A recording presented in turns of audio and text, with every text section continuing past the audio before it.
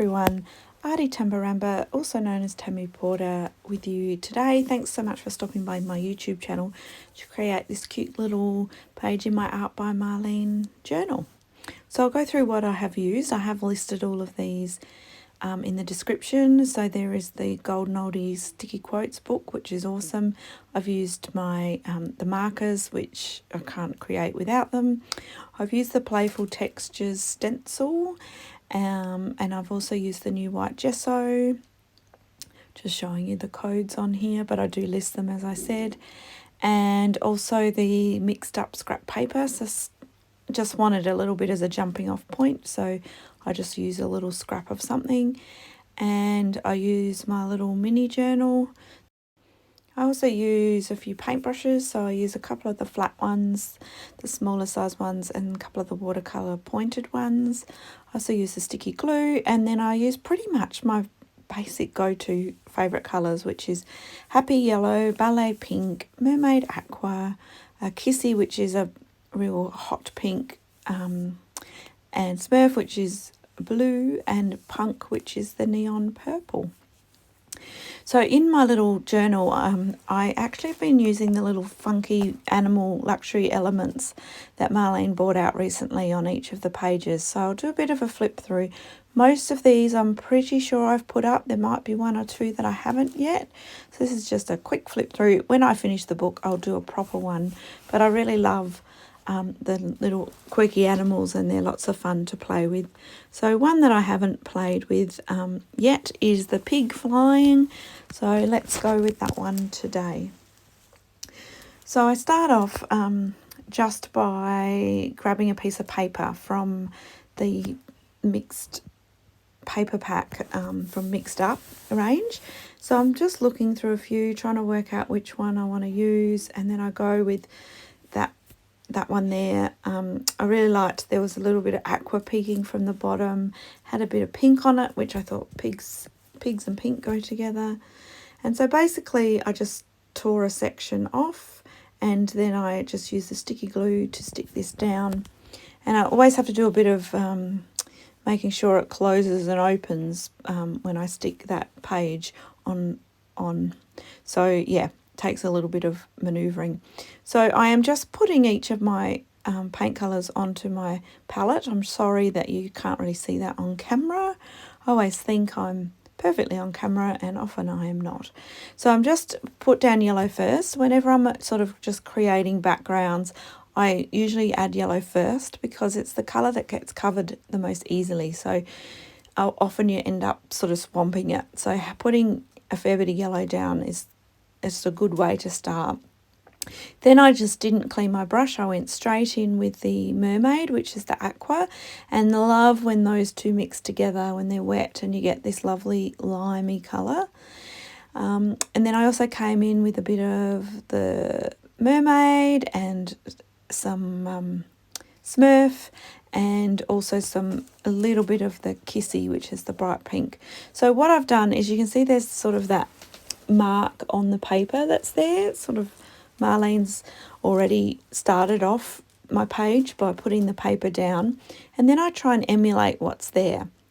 So it's kind of like diagonal sort of marks, and I remember that the Playful Textures stencil has that kind of shape in it.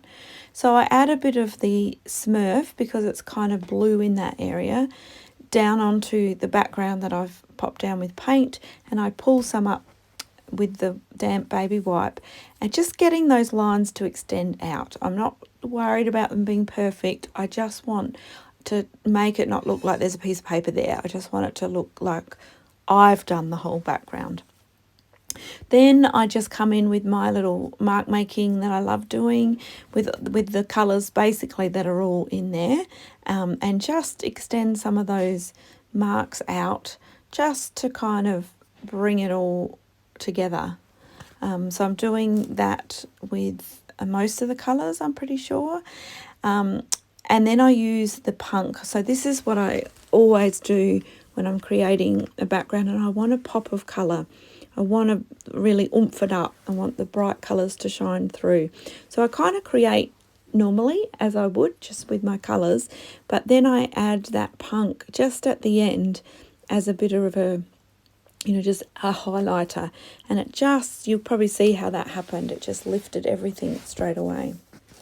So now in the background paper, I'm not sure if you can see it on screen, but there's a little bit of purple scribble. So I grab the deep purple marker and I just try and emulate this scribble across the page. And I do it in a few areas just so it looks like it's meant to be there. And then I know that the pig is black and white. He's got a tiny bit of pink on his nose and his ears, but I know he's black and white. So because I have white in my focal point, my pig, I want to bring some white into the background. So I'm just using, I love doing this. It's something I've discovered recently, is with the white pen, marker pen, I'm just doing some little circles. I think I discovered it through Marlene's spotty paper. I used that somewhere in a background, and then I covered it all up with paint, and so I had to bring the spots back again. So I've used the white paint pen, and I really love doing that now, and it's turning up in all my pages. So then I did a little bit of light pink marker, just a little bit of mark making. There's a pink splodge sort of underneath the pig in a lighter colour, so I wanted to have some more lighter pink throughout the page somewhere. And then I found a few bits and pieces. At this stage, this is a die cut. I end up not using it. I love it, but I just decided that it was a bit too much for this page. So I'd also, on the piece of paper that I had left over that I'd use for the background, I had these little blue archy, rainbowy shapes. And so I've got a couple of them on the page, and I found a quote, "Make the impossible possible." Of course I had to select hot pink because I'm going with a pig, and I was thinking about pigs might fly, and yeah, this quote just suited that little piggy. So I think it was about this point I thought, oh, they kind of look like mountains, and I liked the way the little piggy was sort of flying in the air. And I thought, oh, I need two more.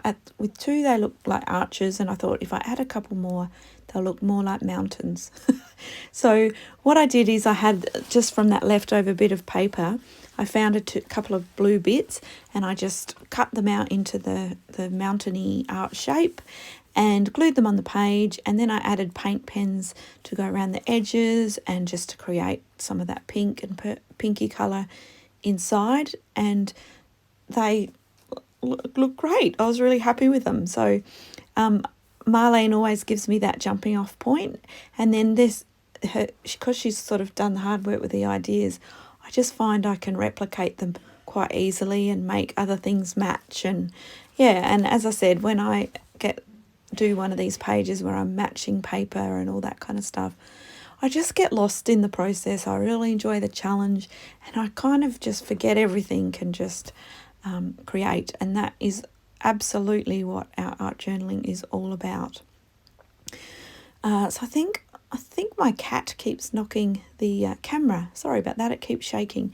But I just basically get a fine black pen and go around my mountains, go around my quotes, just a bit scribbly, and then I use a Stabilo oil pencil just to create a shadow around the little piggy so he stands out as he's flying through the sky. So I decide that the dots that I wanted looked like they stopped and started, so I kind of wanted them to look like they flowed through, so I just added a few more dots to do that. And that's about it from me, so I will leave you with close-ups. I hope you enjoyed this page. I really love having you here. I love this little supportive community that I have, so thank you all for being here, and as always I would love to hear from you and love to know what you thought of this page, and I'll be back again soon. Thanks, bye bye.